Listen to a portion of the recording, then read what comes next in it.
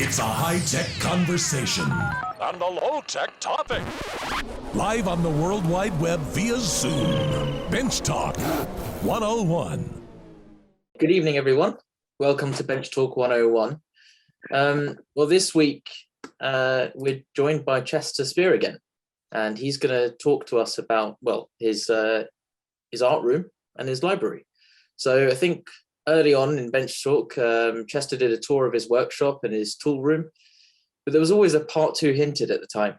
So we're back to hear a bit more about Chester's collections and collections and collections.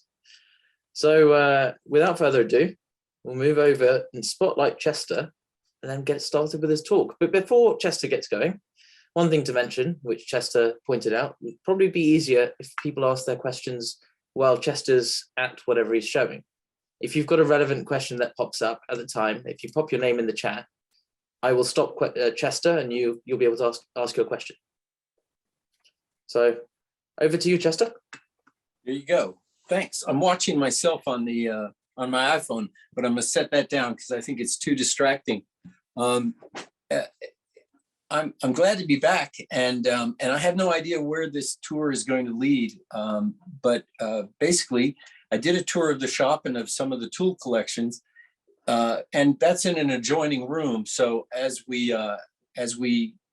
get up, you'll see the proximity of everything to each other. Hopefully, Ryan is operating the camera. So if there's a spot in there that you want to see something closer, if you just say it or put it in the list, then be more than glad to answer any questions. But there's so much here that I'm going to try to give you a tour of most of it and get it all in. So I might have to pass by some things. So keep an eye on the background. It's kind of like the old Highlights magazine where you have to find the horse in the tree and the orange in the bush and stuff. So I'm going to get up and I'm going to show you.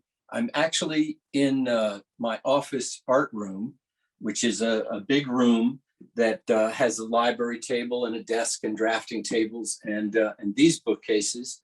And this area here that I'm in is, these are old bookcases that came out of my uncle's office in New York that my father had made, I think around 60 years ago.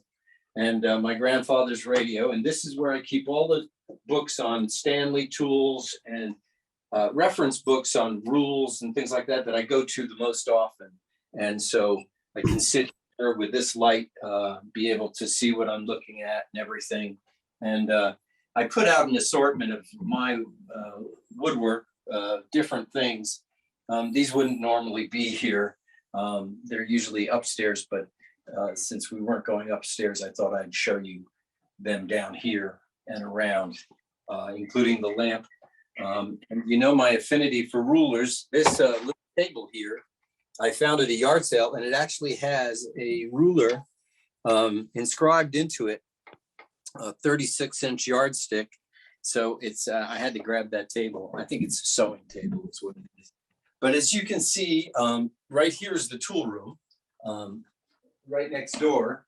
So, and through that door, well, here I'll show you, is the shop.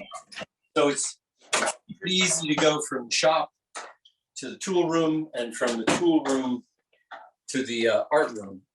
So Ryan's going to back up a little, and I'll show you a little bit more in here. If like I say, if something your eye is attracted to it and you want to see more about it, let me know. This table has some significance. It belonged to my great grandfather in his law library in New York.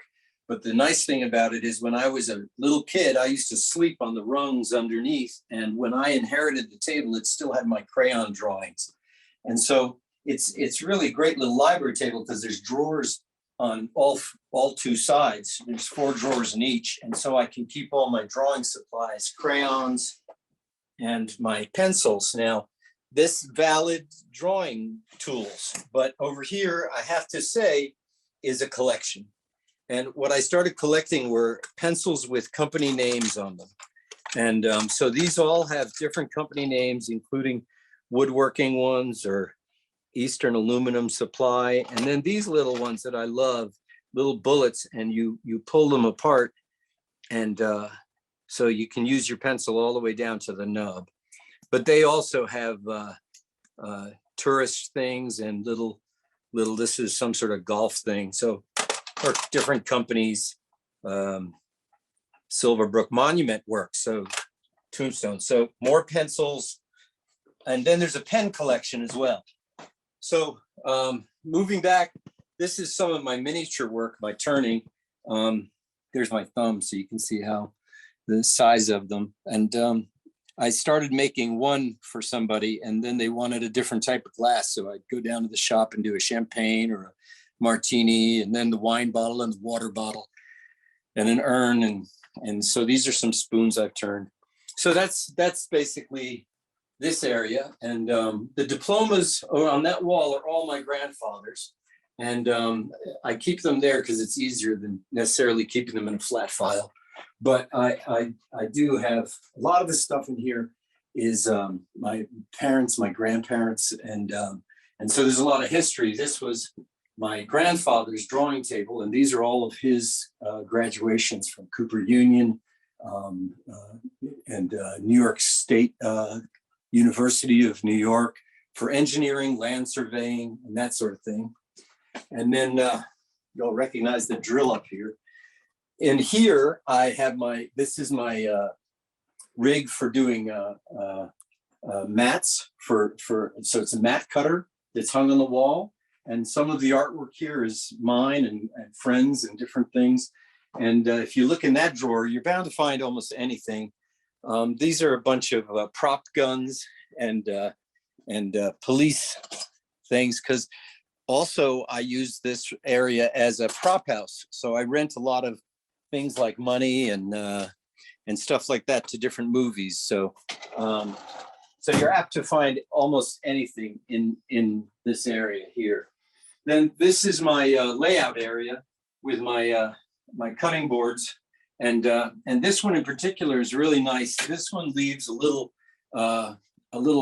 decorative strip on the paper. So if you're doing vintage photographs for a movie, it gives you that little ripple cut on the edge of the photographs to make them look older. Like this has this little ridge here along here. And then this is a body rig to go on an actor, and you can change different letter openers depending on and where you want to stab them. You can. Sorry to interrupt, Chester. Ryan, I think you might be covering the microphone with your hand. Okay. Yeah, How's that's that? better. Thank you. Is that better? Did you get all about this thing? It's Just pretty fine. obvious. It's a prop rig. The same thing with these are scalpels, doctor's scalpels, but they're rubber. So there's no telling what you're going to find in here. And then this is my drawing area. That's really examining on that drawing table. Here's where I draw. And so I have my triangles and my T-square and that sort of thing next to this table, and my square. And this is the drawings that I did of the bevel up and bevel down plane examination of the angles for that video that I put on YouTube last month. And then the pictures on the wall are just all sorts of crazy stuff. And so come back over here to this area, and we'll get into different things. Here's my iron collection. And so I have all my irons in one fire. My great grandmother's brother's gun from the Civil War. And this is information that I found about him. And then over here is this is a friend of mine's drafting table that I turned into a walnut book stand that tilts. And so because some of my larger art books, it's inconvenient to put them on a table because they press out and they'll hurt the binding. And then these are all my grandmother's graduations from Hunter College in 1901, and even all the way back to her primary school graduation. And then my mask collection, and then over here, this is my great grandfather's library. Same with the library table. This was his law office file in New York, and that's him with the handlebar mustache. And this is my grandfather's chains from the surveying. And then I keep different collections in here. These are my folding ruler some of my ruler collection. The table really does a good job. I mean, the filing cabinet does a good job for these sort of smalls. I hope you can see that. And then I have also my pocket watch collection and my Tabacchiana smoking different things, different collections. And then these are all different lighters of all different match safes, different things that have to do with that, more lighters. This one was in the movie Blue Velvet. This World War I lighter. This is a German World War I lighter. These little Coke bottle is a lighter. So, and there's more collections in here of different things. A lot of medical supplies for movies in here. And then trying to get through this. This area here, these are those organ pipes that I told you about that Andy Griffith gave me that were from a whorehouse out west and wound up in a church and then here to me. And these are some carvings. They're bookends that my grandfather's brother did, Leslie Spier. And they're just relief carvings. And my other great grandfather did that little drawing of the birds. My mother did the basket. And this I had to make for a commercial that we did. It was a history of a hospital. And it's a monoscope instead of a stethoscope that doctors used. Originally, this is the first concept, and they would put that on their chest so that they could hear the heartbeat. And so I had to make one because the ones that I found online were either too expensive because they were really old or too far away to get. So this is sort of a mixture of different things, more little crafty stuff and things. And then this is the wood area. So Ryan's gonna bring you back and show you this area back here is where I keep all my short wood. So it's all in different areas. It's all, there's ebony and purple heart and pink ivory and rosewood and satinwood, a little bit of bog oak, walnut mostly on the end. And then underneath at the bottom of these boxes are all thick chunks of wood. So these are around 3 foot or under the flats at the top. And then these are all down here, just different chunks of wood, different shapes, some apple wood, all different pieces. And then down at that end, I keep all my bar clamps. And the longest at the very end, these at the very end are around 8 feet long. And then these are around 5 foot and then coming up to 3 foot. And then it's just a good way to get them out of the shop and give me room. So come on in the library. Am I going through this fast enough? I haven't heard anything from you guys. We haven't had any questions. Okay, so we're good still. All right, so we'll go into the library. The library serves a couple of different purposes. It's my sewing room. Here's the sewing machine, and it's a prop room. Everything from light meters for cameras, old vintage light meters, medical supplies, anything, pipes, the judge's gavel from Matlock, Andy Griffith's briefcases down there. And this book is predominantly, these are guides for antiques, baseball cards, cameras, pencils. And I use them not so much as a value reference, but to tell me when certain things were for movies. So I don't wind up in 1945 and somebody holding something that was invented in 1952 or 53. So they're all references that way. And then down here is my fiction area, and then theater, and then film, actors and that sort of thing down here. And then this cabinet is an old school cabinet for threads and stuff. But if you hold on for a second, Chester, before you get further, I think Matthias has a question. Yes. Yes. Do you have Do you know where everything is, or do you actually have some sort of catalog system or reference cards, or do you all keep it up in the old noggin? I know where everything is. Good on you. I can't remember whether I put the right sock on the right foot, but I remember where the scalpels are, the little pill jars, the cameras. Upstairs is the camera collection. There's around 30 or 40 different types of cameras, view cameras, things like that. But I know where, but it's all in my head. Right. Bad thing. Thank you. Oh, thank you. So then in here, so I'll show you, this is silverware. So these are serving pieces if you're doing like a party thing, and then and spoons, different things like that, flatware. And then it goes down into NASCAR and racing.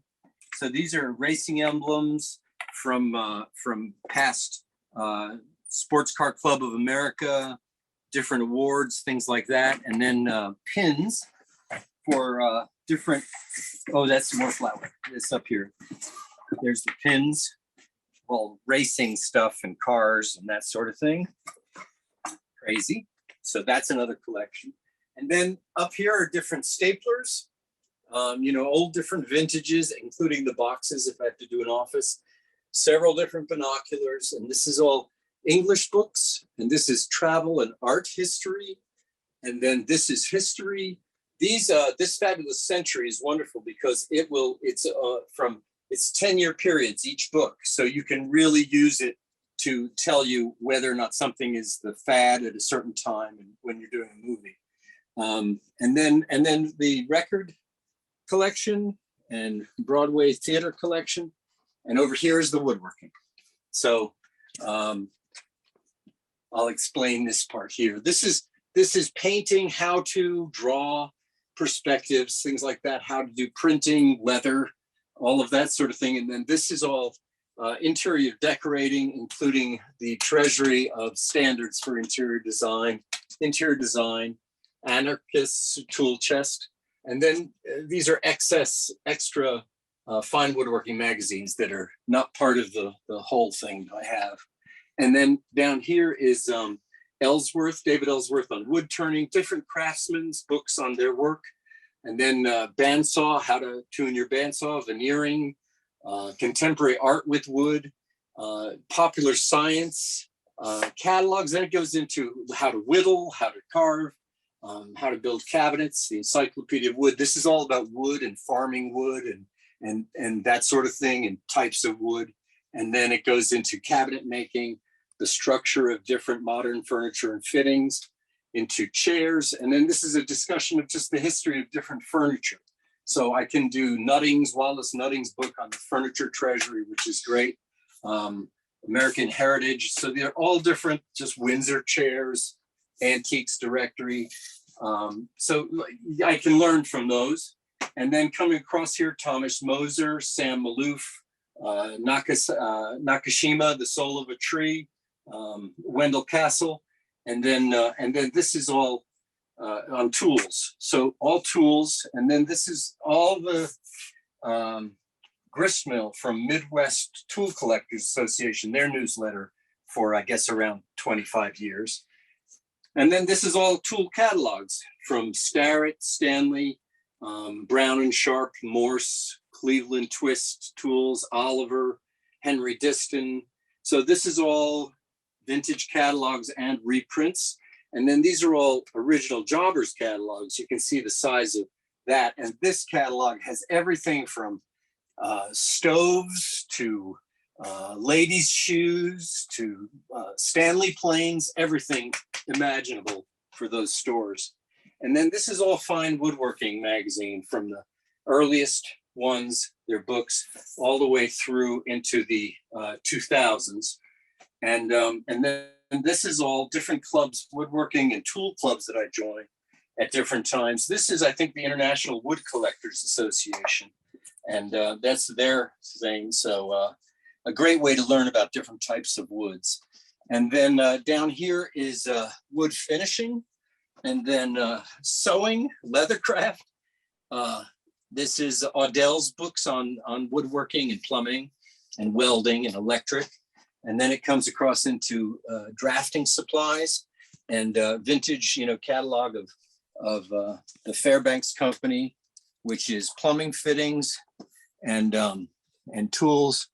And so they're great ways to reference old tools and be able to files.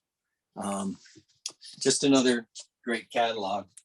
And then it coming across here is household carpentry, things like that. And then this is gardening, and then more antique things. And then there's my comic books. You see that whole rundown there? This is very important. This is every good shop should have a good Mad magazine, I think. Keep your sense of humor about you. So I think that's about it. Chester, I have a question for you. Yes. If you put a book back in the wrong place, how long does it take you to find it again? Well, I try to keep Starrett together, certain things together, and catalogs together. So I know that if I need a catalog, it'll be in this area here. If I want to know about machinery and a specific actual tool machinery like bandsaws, table saws, I come up here. And if I want to, so I have it in areas, not definitely like, well, all the Windsor, but that's not typical. I would just have all the furniture in one area. Although the record albums are all in alphabetical order. I didn't have anything to do that day. And so I put them all in alphabetical order, and I had somebody come over and they saw me sitting on the floor doing that, and they suggested that I might need a life. And but I was pretty content. But there's strange things that I don't know if you guys can really appreciate the amount of or the number of different things, from old oil tins that were banks that they gave away, and to GE. This came with your stove when you bought a GE range back in the late 40s, and it was a little measuring cup that came with your stove and oven. This is an egg scale, so you know whether or not the egg is a large, medium. Andy, I think, would probably feel most at home here. They tore down an Art Deco theater in Wilmington, North Carolina, and in the rubble I found this, which was the thing that the ticket person would talk through, and I couldn't leave that there. So I've had it for 30 years or so. Jester, I have a very quick question, yes. And then Matthias had a question. I don't want to keep him waiting too long. Absolutely. My quick question was, you said Andy would feel really at home, but do you have a fruit box collection there? They're upstairs on the third floor. Okay. But I don't want to compete with Andy, so they're just empty. Okay. And Matthias has a question. Okay. Yes. First, a comment. I entirely agree that a collection of Mad magazine is essential. My father used to work for the Swedish edition back in the 70s and 80s. Writing or drawing? Drawing. Oh wow, that's great. Yeah. Oh yeah, that was pretty good cuteness in the schoolyard to have a dad who worked for Mad. Yeah, I'll bet. Yeah. We would love you. Yeah. But anyway, no, I wanted to ask, so is there not so much a system, but is there some sort of link between the various kind of things that you collect? And also, have you been collecting everything forever, or do you keep adding new interests? When I was a kid, we lived in New York, and we had this big porch that went around, wraparound porch, and it was around 3 feet off the ground or 4 feet off the ground. And when I grew up in the early 60s, late 50s, early 60s, it was a time period where people were throwing away their antiques and buying new modern 50s stuff and 60s stuff. So every day, people in the trash would be throwing out old radios or wind-up travel clocks like this. And I furnished underneath the porch of our house with a Hoosier cabinet and some old chairs and stuff, and all my friends, it was our meeting place. So always I've been a dumpster diver, or I just can't bear to see things thrown away. This is a Deachin 1970 Aztec Supply Company, Dayton, Ohio calendar. and then metric conversions here. And so most people would throw that away. But I come from a family of not necessarily hoarders, because it's not like growing up the sides, although this is venturing on it. My grandfather, here he is, this was him. My grandfather, his name was Percival L. Spier. Yep. And he, when he died, we found upstairs in the house a box that said "strings too small to save." And they were little pieces of string in a box, and that was nicely labeled and tied with like 2 or 3 pieces of string that had been tied together so they wouldn't lose them. And so that's the type of people I'm from, and that's why I have all of my father's my grandfather's diplomas, and all of the history I found in my father's things, the original passport from the first Spier that came over from Holland in 1830. That's framed upstairs in the dining room. Yeah. In here are my files on the family. This is my research, and there's a file on everybody in the family. There's a file of theirs, and then letters to them and letters from them. And then over here are photographs of everybody in the family, including my great-great-grandfather that owned that table. Yep. And this was him.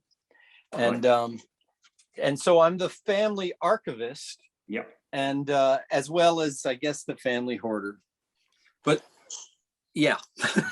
Does that explain? No, I see what you mean. So yeah, string is very important. I mean, talking of comic books, you do of course know that Scrooge McDuck won the richest duck competition against Flint Heart Glomgold by having the largest ball of saved pieces of string. Is that true? I didn't know that. But I do have some Scrooge McDuck comic books. Exactly, the old Karl Barks ones, I bet. But I have the old DC ones in here, the Superman and Batman and that sort of thing. And then back there are the Golden Key, like the Count of Monte Cristo. They used to be able to buy these books in comic book form, and that's how I learned most of my history. Yeah, but also on sort of going from the comic book connection, in those circles when people are collecting, some people are designated mintists and completists. That is to say, they have to have a complete collection of everything in mint condition. I don't get the impression that you're one of them. No. And I've used these things in movies and things. If the kids in the background, 1930s or 40s, I'd give them comic books. I've made comic books for those things. So everything here is meant to be used, not just looked at. Let me show you another little. This is another room off of here. This is my friend Milton Berle. Nice. So in this room, I call this the ladies' room, and this is history books, political history, presidents, and that sort of thing. But you see in front of them are old, like this is an old compass watch. There was a whole series of these alien things you could buy, the dolls and stuff. And this was one of their watches from the 1950s. There's thumbtacks, a box of thumbtacks from the 1940s, a work badge for some workman somewhere. In the old days, before the credit cards, John Wanamaker's, they used to have these, and you would bring it in, and they would file one for you. And when you came in, they would put this into a machine, put your receipt there, and they would slide across it and ink this, and that would be impressed into it. So it's John Wanamaker's, and this one belonged to Joseph Morer. And I've never had a use for it, but I just can't throw it away, including the kazoo, a trumpet piece. It's just, can't help it. And then this is the reason it's called the ladies' room, is all of these are ladies. This is my mother, and this was her brush set. Mm-hmm. And then this is my great-great-grandmother and my great-great-grandmother on the other side. And so this is ladies' room. And then back in here for the English This is the souvenir when Elizabeth was inaugurated. Not inaugurated. What was she in? Crowned. She was crowned. So this was a little souvenir thing that they gave away. It was the horse and carriage and the little box. And then this was of her, I guess, her marriage to Philip. So there's a bit of Anglophile things in here as well. And then of course a wooden knife from Haiti, which, you know, somebody was throwing away. So I fixed it and glued it and saved it. Chester, we have a question from Amy. Yes. Hi, Chester. So, you know, this is wonderful. You have a beautiful collection. Obviously important. How are you thinking about passing it on? I know we all want to live forever, but I mean, I've talked to Jim about this because, you know, you have collections. What do you do with it? I am faced with what I call my grandmother's burden that she has placed upon me in like giving me everything. And now I'm trying to figure out, do I keep it? Do I offload it? Because my kids, do I want to give it all to my kids as a burden? So I'm just curious as to how you're thinking about the longevity of your collection. That's a really good question. And it's something that I actually struggle with all the time. Am I in a good place here? Should you want to walk in here? A lot of the stuff is not from one grandmother or grandfather. So like even these chairs came from a cousin who just passed away. And so the artwork, I plan to make some sort of a will that says all of the family stuff. I really don't know. I worry about it, whether all the family stuff goes to one person and then the stuff that isn't family or just mine, that could all be sold at auction and they can take the money. But I would like to see the familial things kept together somehow. Luckily, in some ways, I don't know if it's lucky, but I have a lot of family who are famous. The man who wrote the national anthem of Cuba, Perucho Figueredo, was my great-great-grandfather. The Leslie Spier was an anthropologist who discovered the burial grounds under Manhattan. My grandfather was the engineer for the tunnel that went to Long Island. So there's separate libraries and things that will take their papers and preserve them, but they won't necessarily keep them forever. And that was the issue I had, was if I gave it all to one library, they might sell it off to just buy a better collection. In which case it gets dispersed again. The thing that I hate is when I go in an antique shop and I see somebody's pictures, you know, from 100 years ago, old daguerreotypes and things, and there's no name on it. You don't have any name to put with that person. And it just breaks my heart because it means those people have been forgotten or they've just, it's sort of disappeared. Their image is still here, but not any knowledge of them. So I'm trying to, I've written several books about most of the people in the family. So those are all intact. And so that information is intact. But I have no nephews or nieces who are stepping up right now. They're all in their 30s and none of them are stepping up and saying, I want it. And so I'm hoping on great nieces and nephews, and I'm hoping to live long enough that I can see some of the collections go together. Shrenik has already said he'll take all the tools, I think. I think he's going to get a bigger shed. I'm thinking he might need to. It's a worry. It's a worry. Now, on any family papers I have filed and I kept, and I keep receiving as the older people die in our family. I've got a shipment coming in a couple of weeks of my cousin Leonard, who owns this furniture, of things. They've gone through all his papers. He passed away 2 years ago. They finally gotten through things and they're going to mail them to me. One great aunt died and I received over 200 watercolor paintings. So I had to find a place to store them. And it is a burden. It's a burden that I take on gratefully because I know more about them through their papers.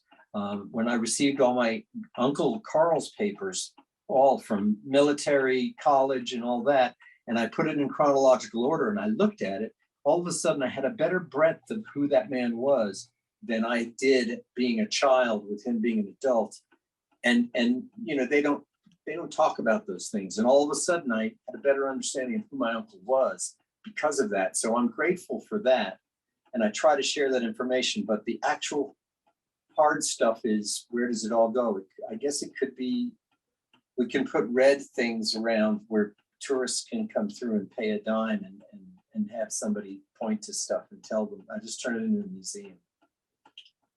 I don't know. I don't know the answer. Did that shed any light on it? It did. I didn't realize you were so famous. Well, no, I'm not. It's Well, I think maybe you are. and I when I was doing my family history, and I'd go into my mother and go, "Did you know we had a cousin that discovered an element?" She would look at me and go, "Well, when are you guys going to get busy?" And I'm like, "Okay, how do you compete with that? Forget it. Nothing's going to happen, Mom. We're not going to be as Thanks, famous." Chester. Chester, we also have another question from Phil. And I Yes. wonder if he's going to bring up the thing that I let slide, or if it's something else. Oh, I don't know. Sorry if I do. I've actually got two. Chester always asks multiple questions, so back to you, Chester. Thanks for opening all this up to us. What was the element that your relative discovered? Oh my gosh. Oh, His sorry. name is There's a Von Euler. Last name is Von Euler, but I honestly, I would have to go to the book. Okay, and look. okay. One for another time. But the question that came to mind just as you're going around, it's entirely practical. It's not really to do with the collection. It's just, who does your dusting and how often? My lifting? You're dusty. Well, my Dusting. dusting. I do, and I enjoy it. I have no problems. You notice there's certain areas that are a little dustier, but I enjoy. No, not criticizing at all. Just Yeah, amazed how much of it there is to dust.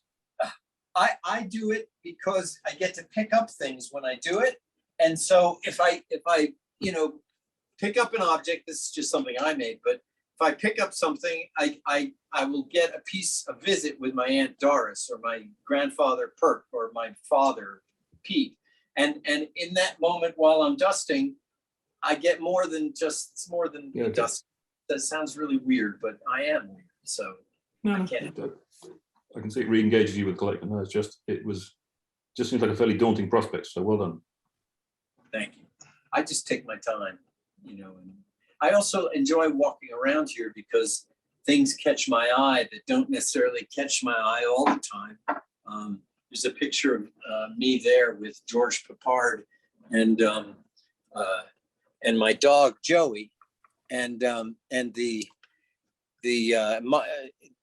where he signed it, that was me, believe it or not, a long time ago. I don't know the date, but my little dog Joey, who I had passed away, and the inscription is to myself and Joey, because Joey grew up on movie sets and stuff. So it's just a little memory, and I'll just walk by it and kind of glance and enjoy that sort of thing.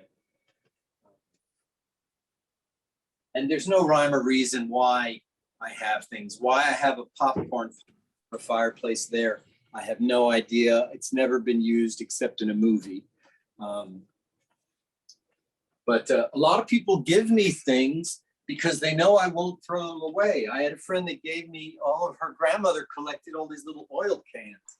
And she gave them to me because she knew that I would remember her mother and those would always stay together as part of her mother's thing.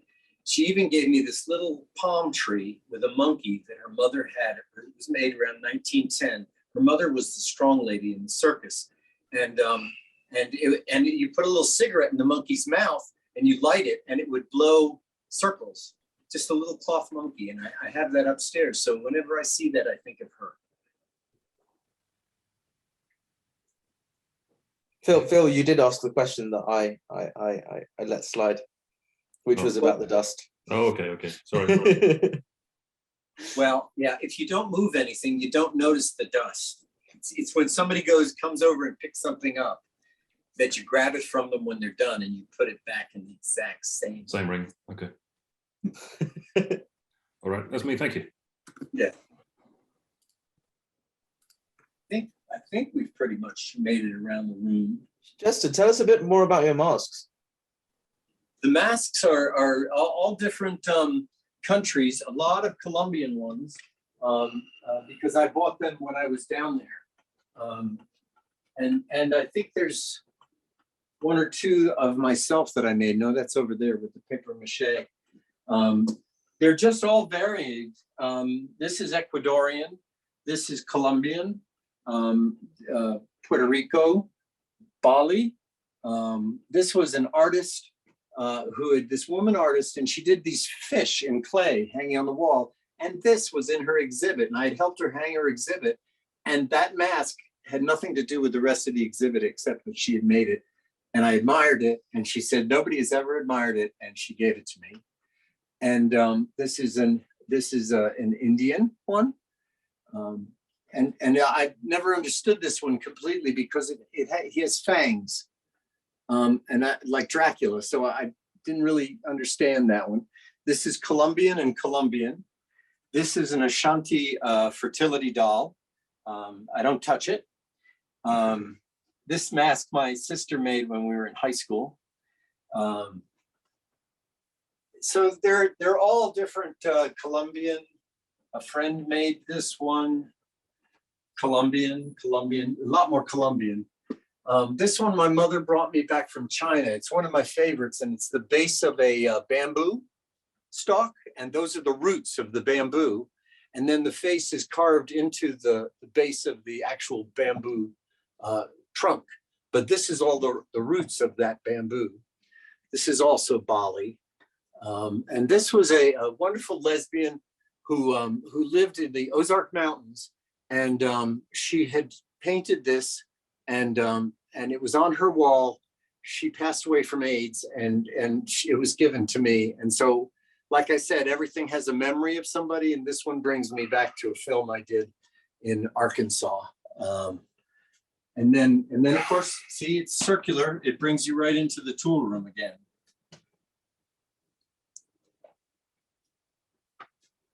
I believe Will has a question for you. Hey Chester, how's it going? When you were showing the cameras, is there a market for cameras? Because like you, I've been dumped with a lot of stuff from my mother and my grandmothers and grandfathers. And I was wondering if there's a lot of interest in that. Should I be keeping them or what? And I'm talking like old Kodak brownies and stuff like that. Yeah, you should send them to me. No, but Okay. there are definitely collectors of cameras, and some of them are worth a lot of money. This view camera that's back here, I use. This one here is it's a 5x7 view camera that was my father's for taking close-up photography, and I have some older ones that are actually worth more. Nothing that good. Well, but the little plastic brownies and stuff, they're worth $2 or $3 generally. There's one called the autographic, which is an older version that opens up with a bellows, and you can sign the back. You scratch the date into the back of the paper and into the emulsion of the film. So, and then you would close it up so it doesn't have a light leak. But that way you could write on them some sort of date or something. If you've ever seen old vintage photographs, and on the photograph it'll say Mount Pleasant 2000 and some or 1942. That's done with an autographic, and it's actually scratched into the emulsion. Oh, that's cool. I didn't know that. Those are where they can be worth anywhere from $20 to $30, somewhere there.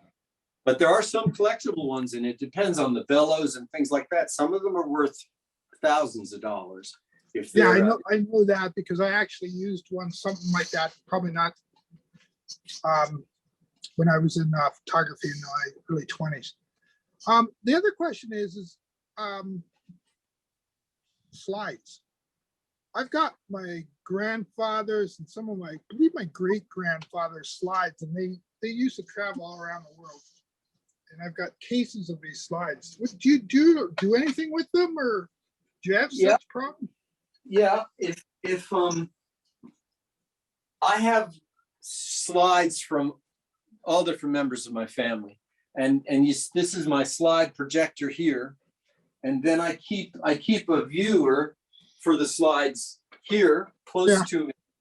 And the reason is that you have to go through them and see what's of interest. If it's family people in your family that are, you want to keep, then you hold those, separate them. If they're a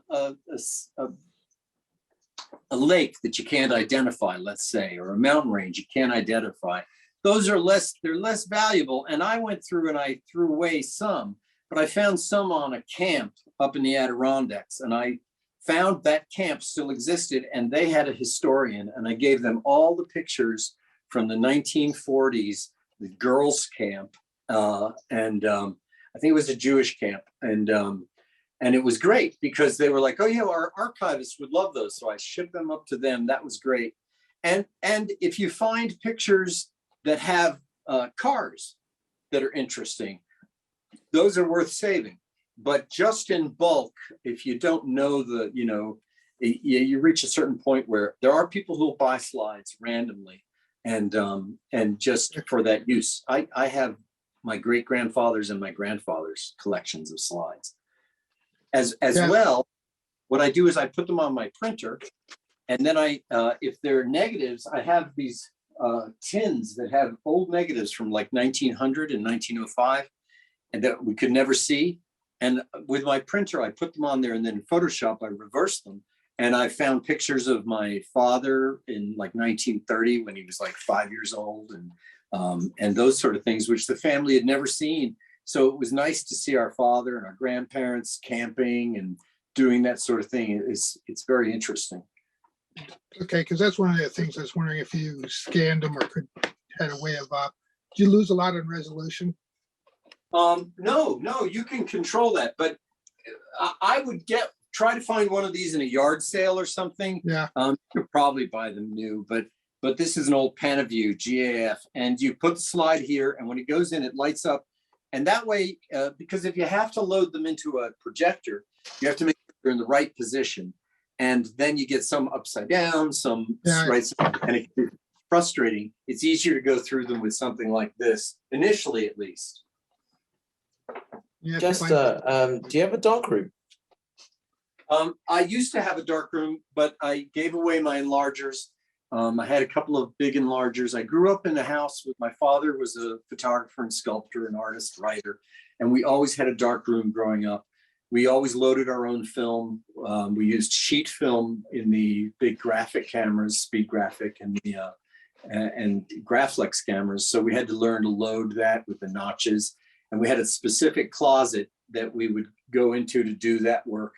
And then the big thing that was in our family, because there were 6 kids all in the darkroom, my father's favorite saying was, don't sneeze in the hypo, because inevitably one of us had a runny nose and would be sneezing and spotting and stuff.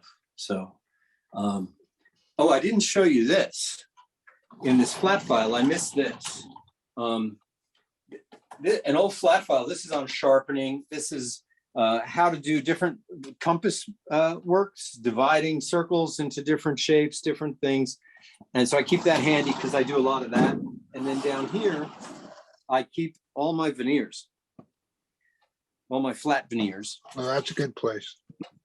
And so that works out really well. And then the rest is artwork and things like that I don't have room for on the walls.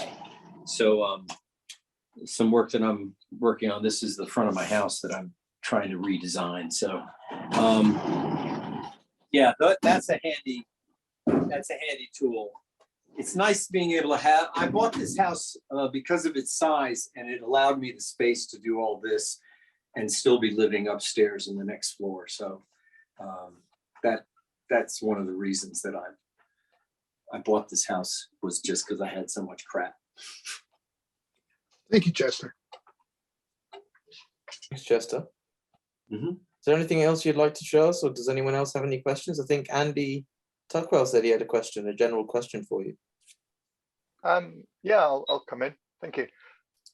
Chester, thank you so much for sharing all this with us. And I sometimes think I've got too many tools and too many books. So to see somebody that has a not a collection, but a collection of collections, it's really useful to have a different comparison point, if nothing else, and think, here's a happy person who's got a lot of stuff, and I'm sure you are a happy person, but I've got to ask. I mean, sometimes I can also see the other side of it, and I can think, why have I got all this stuff? If I want to move house, I've got to have an extra van load, and think, do I take this with me? Do I really need it? Have I just got it because it was there at the time and I could have it?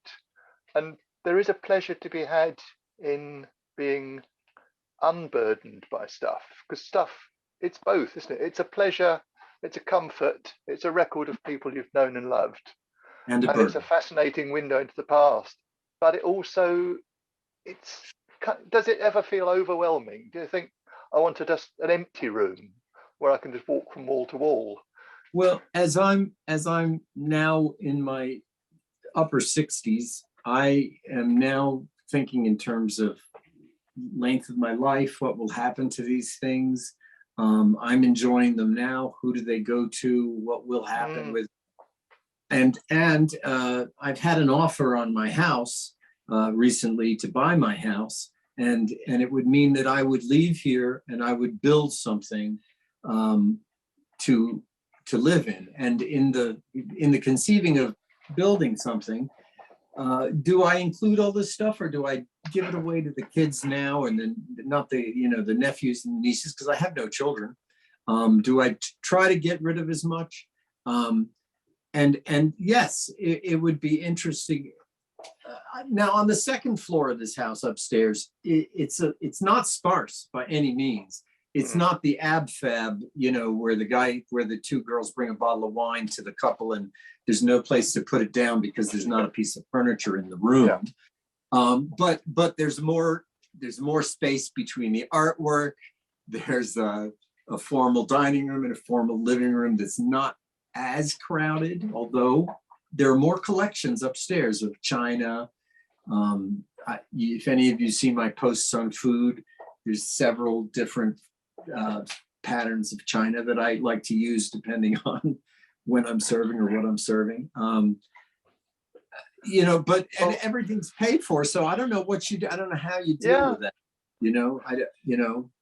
I think it would be different if I was like borrowing money to buy this stuff, and and like I say, the reason I have now, there are some tools that I obviously you have to pay some money for to have, but I'm not opposed to selling them because they're not my great-grandfather's.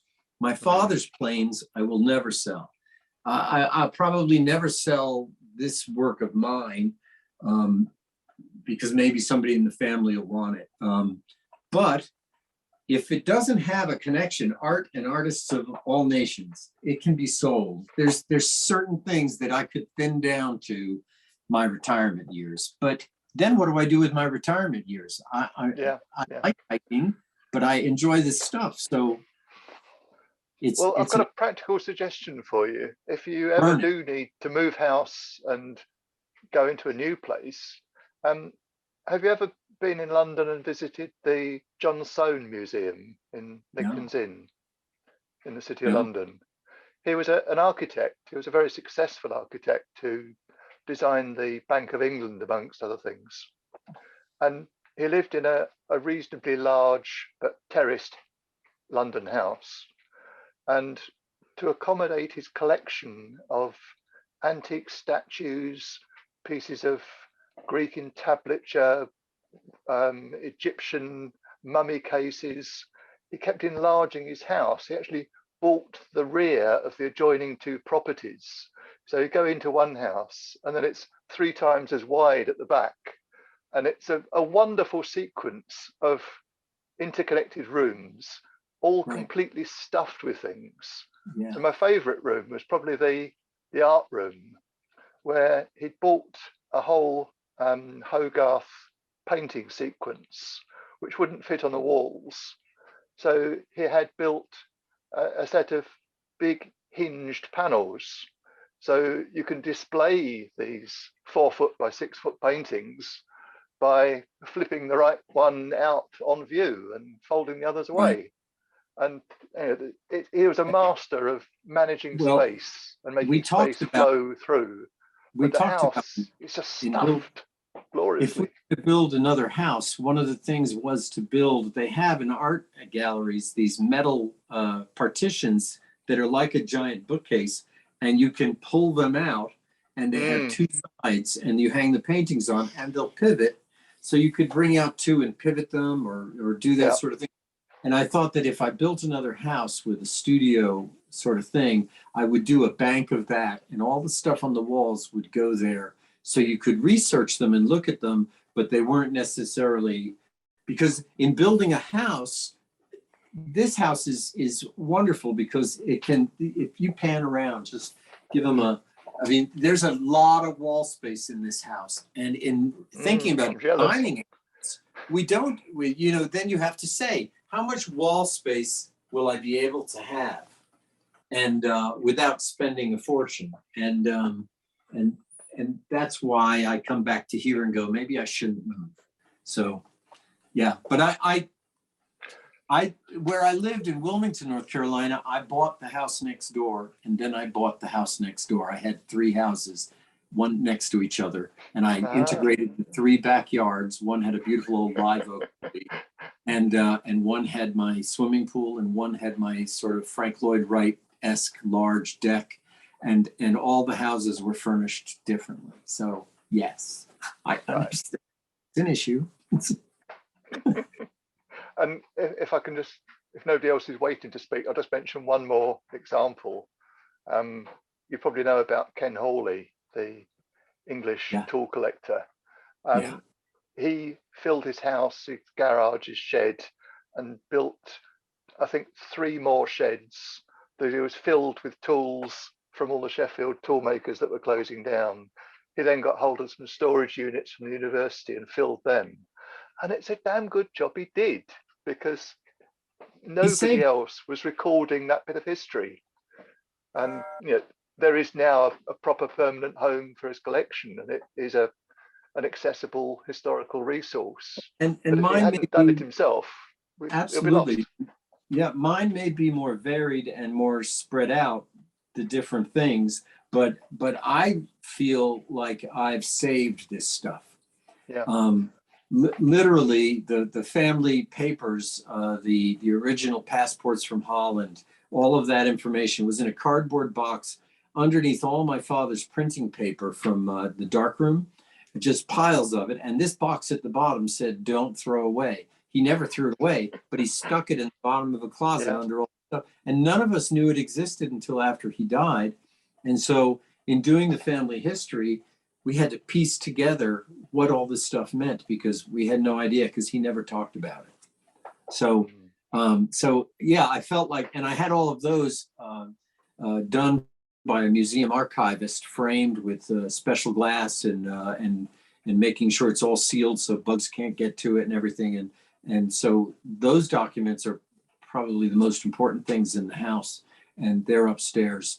His original passport from Holland, his first American passport, his papers of citizenry to the United States, and his joining the Masons, his Masonic contract, and his wedding ketubah, and his son's wedding ketubah when they got married. In the Jewish faith, you sign you do a spiritual wedding, and you do you sign a contract. And in that ketubah, it says that he received, he gave to the wedding a certain number of goats, and she brought a big chest full of, a big trunk full of, I shouldn't say chest, although she brought that as well, but she brought a big trunk of linens and fabrics and dishes, so all specified in the contract. Well, I just hope you haven't still got the goats. And no, the goats are gone. They were delicious, but they're gone. I do have some of the linens. It's terrible. That's wonderful. Thanks, Andy. Well, I hope this has been okay. I know it's not all about woodworking tools, but this will give you an insight into the next half of this.